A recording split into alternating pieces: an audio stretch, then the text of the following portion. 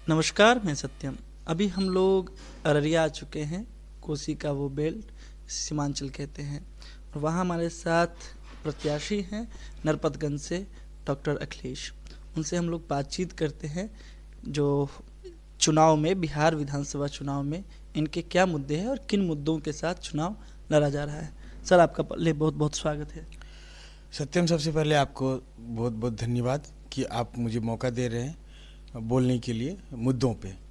और नॉर्मली जो मुद्दों पे बात नहीं होती है आज की डेट में राजनीति में ज़्यादातर लोग जो है काल्पनिक बातें करते हैं या ऐसी बातें करते हैं जो मुद्दाविहीन है, जिससे आम लोगों को कुछ नहीं होना है। जैसे अगर अभी हम कश्मीर की बात करें या हम पाकिस्तान की बात करें या किसी धार्मिक उन्माद की बात करें या कोई आदमी अपना परिवार का बात करे, तो बहुत सारे कैंपेन में अभी मैं देख रहा हूँ कि यही सब बातें हो रही हैं। कुछ लोग जो है अपने परिवार की बात करते हैं कि हमारे परिवार के साथ अन्याय हुआ, ये हुआ।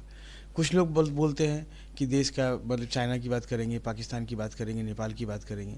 लेकिन जो स्थानीय मुद्दा है यहाँ पर, जो यहाँ के, आप अगर कहीं गए होंगे, यहाँ सड़कों की स्थिति देखे होंगे, सड़क तो बहुत प्राइमरी चीज़ है। उसके ऊपर जब वहाँ से निकल के आप अंदर घुसेंगे, जब यहाँ का एजुकेशन सिस्टम देखेंगे या यहाँ के हॉस्पिटल की स्थिति देखेंगे, अगर आपको अभी तो ब्लॉक का नहीं दिखेगा आपको, क्योंकि इलेक्शन का टाइम है तो ज़्यादातर ब्लॉक का काम ठप है। लेकिन कभी आए आप नॉर्मल डेज़ में ब्लॉक में जाएंगे तो यहाँ हज़ारों की भीड़ रहती है, रोज़ मेला जैसा लगा रहता है। मैं गया था एक बार, पूछा लोगों से, भाई क्या है, तो बोला कि सर 1 साल से हम दौड़ रहे हैं, मेरा राशन कार्ड में नाम नहीं जुड़ रहा है। इस तरह का करप्शन लेवल है यहाँ पे। और कई लोग मुझे बताते हैं कि अभी पशु शेड बनना है तो 1,80,000 के आसपास या 90,000 ऐसा कुछ पैसा मिलता है। कई लोग मुझे बताएं कि सर 1 लाख मिल जाए तो मैं खुशी होऊंगा। अब बताइए 80,000 रुपये कहाँ जा रहा है। तो ब्लॉक में करप्शन है, लोगों का स्कूल में पढ़ाई नहीं हो रहा है, गरीब बच्चे कहाँ पढ़ेंगे। सरकारी अस्पताल में कोई दवा नहीं है, डॉक्टर नहीं बैठते हैं। हमारे गांव में अभी हाल में करीब 5-6 दिन पहले एक आदमी को सांप काट लिया, तो सरकारी अस्पताल में उसको कोई सुविधा नहीं मिला। वो गए फिर प्राइवेट हॉस्पिटल में, वहाँ इलाज कराए। तो कैसे होगा ये सब। अच्छा, जब हम मुद्दों पे बातचीत करते हैं बिहार को लेके, तो आपके लिए जिन इलाकों में हम बातचीत कर रहे हैं वो सबसे पिछड़ा इलाकों में से एक है, और यहाँ पलायन एक बहुत बड़ी समस्या है। उसके साथ साथ बाढ़ जो हर साल आती है। तो इन मुद्दों को अगर आप बनते हैं विधायक यहाँ से, तो इसको किस तरीके से आपके पास कोई ब्लूप्रिंट है? निश्चित रूप से इसके लिए मेरे पास ब्लूप्रिंट है। वाटर के ऊपर हम लोग बहुत सारा काम पहले भी किए हैं, और लोग जो लोग काम किए हैं उनके संपर्क में हम लोग हैं। बहुत बड़े रिसर्च का ज़रूरत है। आप देखिए ये 4 लेन हाईवे बना है, यहाँ से चले जाएं आप मुजफ्फरपुर तक। आप अगर अभी आए होंगे पटना से हो करके, आज के डेट में पानी वहाँ जमा हुआ है। ऐसा कभी पहले कभी देखे थे क्या? नहीं देखे होंगे। हम लोग तो बाढ़ के इलाके से आते हैं, लेकिन कभी हम लोग का 3 दिन से 4 दिन से ज़्यादा पानी नहीं टिकता था। ताकि ये हो क्यों रहा है कि अनप्लान्ड कंस्ट्रक्शन हो रहे हैं, जो बांध बनाए जा रहे हैं, जो हाईवेज बन रहा है, उसमें वाटर फ्लो का कहीं कोई कॉन्सेप्ट ही नहीं रखा गया है। इतना बड़ा भूल किया गया है। आखिर इस पर कौन ध्यान देगा। यहाँ यही सब मुद्दा है हमारा कि यहाँ के लीडर्स हैं, उनको कुछ आइडिया है ही नहीं कि हमें किन पे बात करना चाहिए। वो तो बस नौकरी कर रहे हैं विधायकी का। तो ये इन मुद्दों पे हम लोग, जो मेरा जो मुद्दा होगा कि बाढ़ के समय, बाढ़ ग्रसित एरिया है, उसको वो नेचुरल प्रोसेस है, नेचुरल कैलेमिटी है, या कह सकते हैं कि बाढ़ को आना ही आना है, कोई रोक नहीं सकता है उसको। लेकिन हम उसको मैनेज कैसे करेंगे ये सीखना पड़ेगा हमको। मैनेज करने के लिए जो उसका बेसिक कॉन्सेप्ट है कि रूम फॉर वाटर, या वाटर के फ्लो को हमको ध्यान रखना है, उसको रुकने नहीं देना है। आप अगर फारबिसगंज में देखेंगे, यहाँ एक सीताधार है। मैं किशनगंज में पोस्टेड था, वहाँ एक रमजान नदी है। तो क्या हुआ, लोग जो है एडमिनिस्ट्रेशन के लोग और यहाँ भू माफिया दोनों मिलकर धार का ज़मीन ही बेच दिए, उसमें घर बना लिए। तो आज न कल यहाँ सीताधार में बन गया, वो कई लोग डूबेंगे। आप जाकर देख, हॉस्पिटल रोड में देखिए मकान गिर गया है। अभी तो मकान ही गिरा है, अभी क्या क्या गिरेगा पता नहीं। पता चलेगा कि शहर के अंदर पूरी तरह पानी फैल गया और लोग मरेंगे बहुत सारा संख्या में। तो इन चीज़ों पर अंकुश लगाना पड़ेगा। और पलायन का जहाँ तक बात है, तो पलायन तो यहाँ होना ही होना है, क्योंकि सरकार के पास कोई एजेंडा नहीं इसके लिए, ना कोई वर्क प्लान है। ये एग्रो बेस्ड एरिया है और बहुत फर्टाइल लैंड है। यहाँ के लोग बहुत मेहनती हैं। थोड़ा सा अगर सरकार ध्यान दे थोड़ा सा सरकार अगर अकाउंटेबिलिटी दिखाए तो कम से कम इस पलायन को 70% इमीडिएट रिड्यूस किया जा सकता है। 70%, मतलब 20-30%। मैं ये नहीं कहता कि 100% आप पलायन रोक लेंगे, लेकिन जो यहाँ से सपोज करिए कि लोग जाते हैं पंजाब में घास मतलब धान काटने के लिए, गेहूँ काटने के लिए, ऐसे लोगों को जाने की क्या जरूरत है वहाँ पे? आप यहाँ पे काम शुरू कीजिए ना। आप एग्रो बेस इंडस्ट्री की बात कर रहे हैं, तो जिस इलाके में है वहाँ पे मक्का ज़्यादा होती है और बहुत मात्रा में होती है। इस बार मक्का की खेती आप जानते हैं जो स्थिति रही।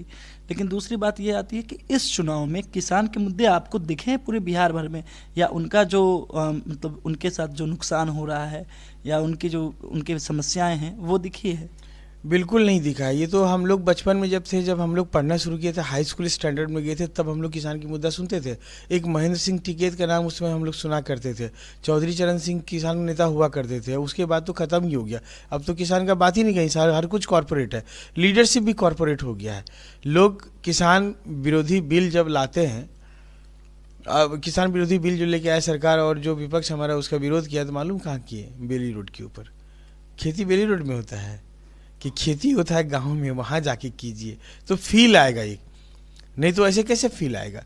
अगर हम लोग मान लीजिए ग्राउंड रियलिटी की बात करेंगे और कहाँ एसी कमरे में बैठ के चले जाएं तो वो कैसे होगा? नहीं हो सकता। वो ग्राउंड पे आना पड़ेगा, सरकार को भी इस लेवल पर सोचना पड़ेगा।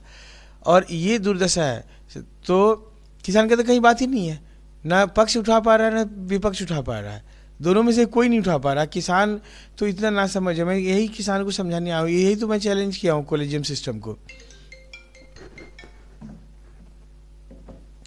कि जो पॉलिटिकल कॉलेजियम सिस्टम है आज के डेट में, 200 परिवार है, पूरा कब्जा जमा लिया है, कुंडली मार के बैठ गया है और वो जैसे चाहते हैं तोड़ मरोड़ कर रहे हैं।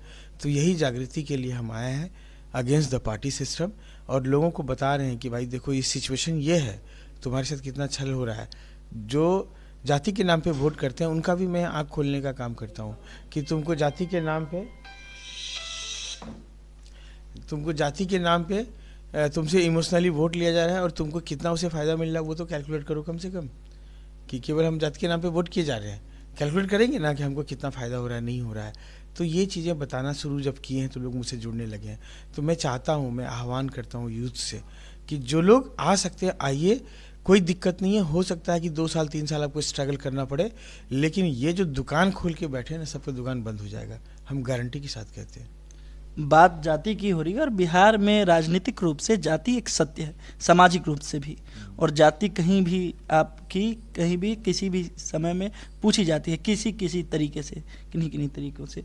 तो उसमें जाति को कहाँ छोड़ पाना, और अभी क्या बिहार इस स्थिति में जो बिहार जाति विहीन हो जाएगा, या यहाँ का जो समाज है अपर क्लास लोअर क्लास वो एकदम सब संभाव के तरीके से चल पाएंगे? जाति छूट जाएगी क्या इतनी जल्दी बिहार से? जाति नहीं छूटेगी, लेकिन जातिवाद छूट जाएगा, ये तय है। मतलब जो इज्म है ना वो छूट जाएगा। लोग मतलब ठीक है, वो तो एक जातिगत ढांचा है, वो थोड़ी ना एक दिन में एबॉलिश हो जाएगा, लेकिन धीरे धीरे लोग वो उससे भी बाहर निकलेंगे। हो सकता है इसमें 50 साल और लगे, लेकिन जातिवाद व्यवस्था टूटने में अब मुझे लगता है कि 5 से 7 साल में 8 साल में मैक्सिमम 10 ईयर्स में ख़त्म हो जाएगा बिहार से, भारत से। और इसमें अब बहुत लंबा समय नहीं है, बस कुछ युवाओं को आगे आने का ज़रूरत है। जब हमारे जैसे युवा आगे आएंगे, आपके जैसे युवा आगे आएंगे, निश्चित ख़त्म होगा। और ख़त्म होने का लेवल पे लोग इन चीज़ों से ऊब चुके हैं। आप देखिए भारत के अंदर जो एजेंडा तय किया गया था, कहीं जो वोटिंग हुआ पिछले 5-10 वर्ष में, इस बार कहीं है वो एजेंडा? नहीं है। वो लोग भी एजेंडा छोड़ रहे हैं। मुझे मालूम है कि उस एजेंडा को हम लेके आएंगे तब कोई मुझे वोट नहीं करने वाला है। क्या एजेंडा, किन एजेंडों की बात? जो धार्मिक एजेंडा था हमारा क्लियर है, उसमें कोई कुछ कहना नहीं है। जो टीवी डिबेट में हुआ, हम लोग टीवी डिबेट में हम लोग कभी मुद्दों की बात नहीं देखे, ना तो हम रूरल एजुकेशन की बात देखे, ना रूरल इंफ्रास्ट्रक्चर की बात देखे, ना रूरल हेल्थ इंफ्रास्ट्रक्चर की बात देखे, ना लोगों का वेलफेयर, ना किसानों की बात हुई। केवल क्या हुआ? धार्मिक मुद्दा। तो आज की डेट में है धार्मिक मुद्दा? कहीं नहीं है। अब देखिए टीवी डिबेट से भी गायब हो गया वो। लोग अब मुद्दा ढूंढ रहे हैं, कब कितना ढूंढेंगे? मतलब जो फेक मुद्दा है बहुत दिनों तक नहीं ढूंढा जा सकता है। तो ये चीज़ें जब समझने लगेंगे, लोग समझ जाएंगे कि ये लोग बार बार फेक मुद्दा ला रहा है। हाँ, इसमें एक बात है कि जो लोग इन चीज़ों को समझ रहे हैं वो थोड़ा दब गए हैं। अगर वो खुल जाएं तो मामला बहुत अच्छा हो जाएगा। जैसे आज जब हम चुनाव प्रचार के लिए निकले तो हम इंडिपेंडेंट कैंडिडेट के रूप में अपने आप को घोषित किए। तो बहुत लोग शुरू में मुझे बोला कि इंडिपेंडेंट कैंडिडेट को तो 100-200 वोट आएगा। उसे मैं बहुत प्यार से समझाया कि भाई 200 वोट तो आप बहुत ज़्यादा बोल दिए, हम तो एक वोट का मालिक हैं। जब काउंटिंग का पहला राउंड अनाउंसमेंट होगा एंड कि ये अनाउंस हो जाएगा कि अखिलेश कुमार को एक वोट आ गया, तो मैं खुश हो जाऊँगा कि मेरा वोट सही पड़ गया।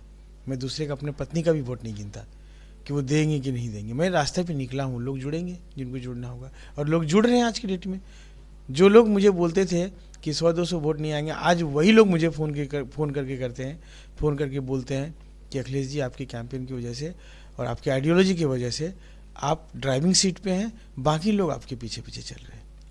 आप ब्यूरोक्रेट्स भी रहे हैं, उसके बाद एक शिक्षाविद भी हैं, और फिर राजनीति में आए। तो आपके लिए इन तीनों में से ज़्यादा मुश्किल क्या लग रहा है अभी?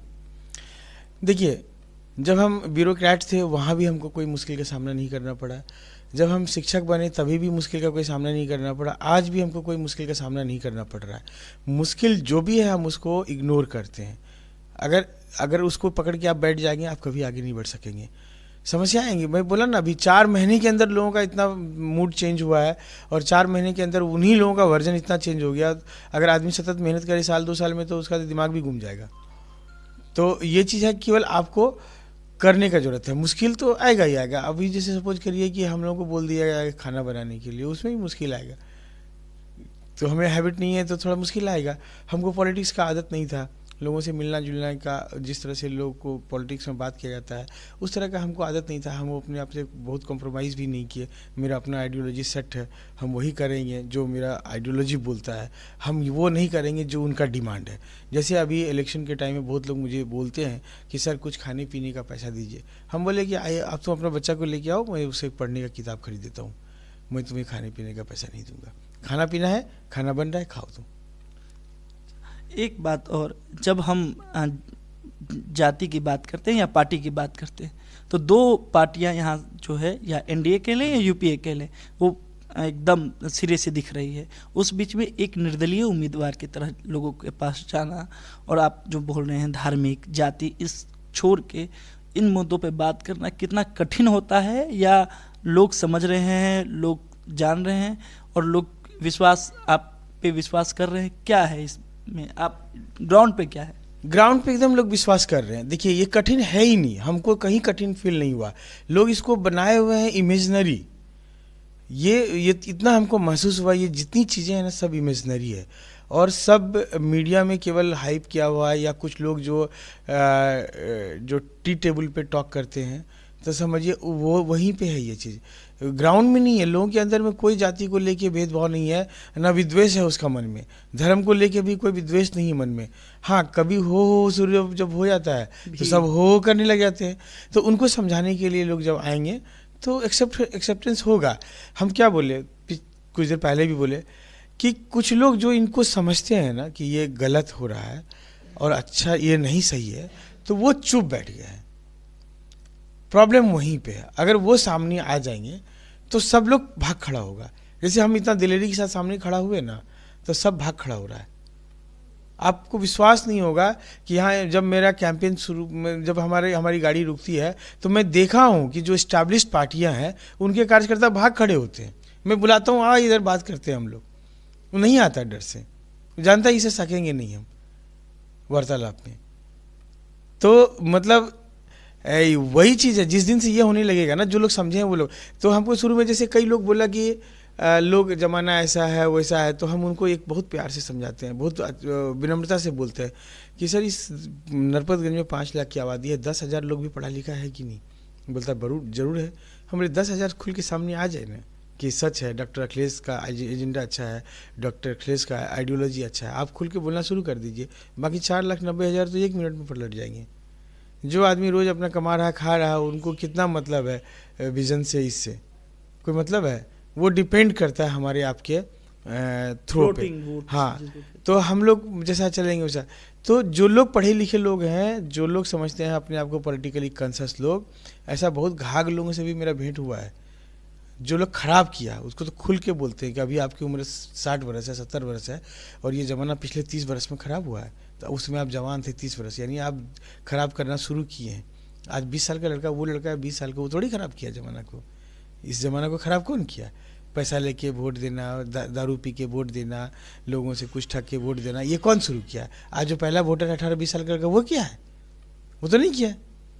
ये ट्रेंड कौन डेवलप किया? जो आज 60 वर्ष का आदमी है, जो अपने आप को समझता है कि हम घा गए, मेरे हाथ में वोट है, वो लोग खराब किया है। और वही लोग आप जब जाएंगे फील्ड में तो वही लोग आपको डिमोरलाइज करेगा। ऐसे लोगों को तो हम खदेड़ दिए हैं, एकदम खदेड़ दिए हैं, कि आइडेंटिफाई कर लिए हैं कि पूरे क्षेत्र में ऐसा करीब 100-150 लोग हैं, और उस 100-150 लोगों को ऐसा खदेड़े हैं कि कहीं नज़र नहीं आता आज की डेट में। बिहार में चुनाव 2014 के बाद पूरे भारत में कह लें, चुनाव एक मैनेजमेंट हो गया है, खर्चीला हो गया है।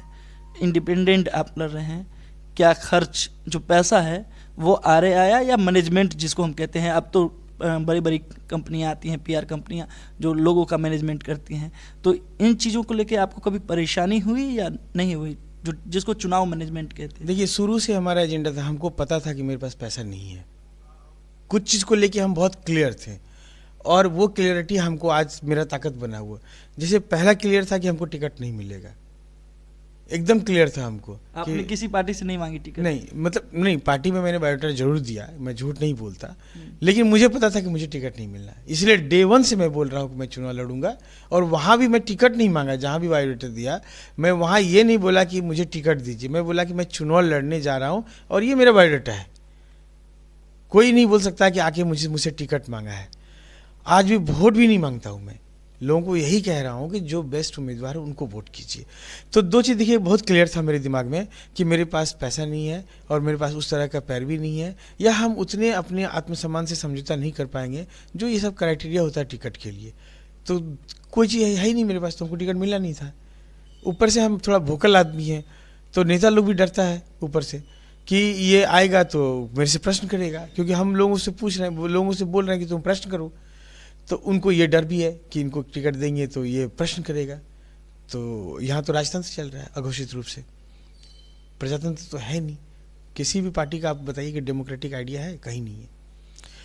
तो पहले तो ये तो क्लियर था कि हमको टिकट नहीं मिलना है, तो इसीलिए हम एकदम डे 1 से घोषित किए कि हम चुनाव लड़ेंगे। तो आज बहुत कॉलर ऊंचा करके हम जाते हैं लोगों के पास, लोग इस बात को एक्सेप्ट करता है कि हाँ, शुरू से आप बोल रहे हैं कि कभी हम नहीं बोले कि हमको इस पार्टी से टिकट मिल रहा है, उस पार्टी से।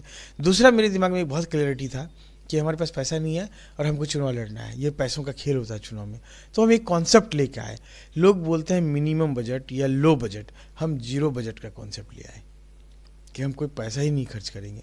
और 5 महीना जो शुरू का कैंपेन चलाए हम, आप समझिए उसमें मेरा कोई खर्चा नहीं है। हम ड्राइवर भी नहीं रखे, मेरा गाड़ी खुद का, और मेरे दोस्त लोग हैं 2-3, और परिवार के लोग हैं, और मैं खुद गाड़ी ड्राइव किया और पूरा क्षेत्र घूमना शुरू किया। मैं घर से खा के निकलते थे, दोपहर का टाइम कहीं खा लिए और रात में आके फिर वापस घर में खाए।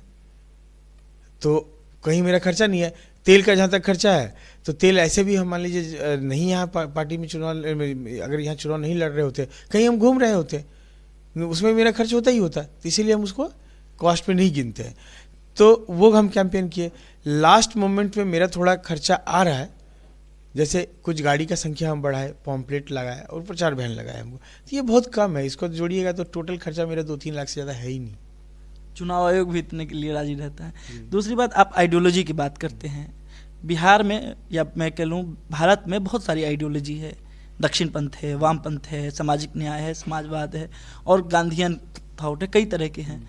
आप खुद को किस विचारधारा के करीब पाते हैं, या आपकी आइडियोलॉजी जो है वो किस धारा पे निर्भर करती है, या किसके करीब है? देखिए, आज तक तो हम कोई ऐसा विशेष आइडियोलॉजी का बहुत अध्ययन नहीं किए हैं कि उसमें हम डिफरेंस क्रिएट कर पाएँ कि जैसे दक्षिण पंथ क्या है, वाम पंथ क्या है, मतलब समाजवाद क्या है, या गांधीयन थॉट क्या है।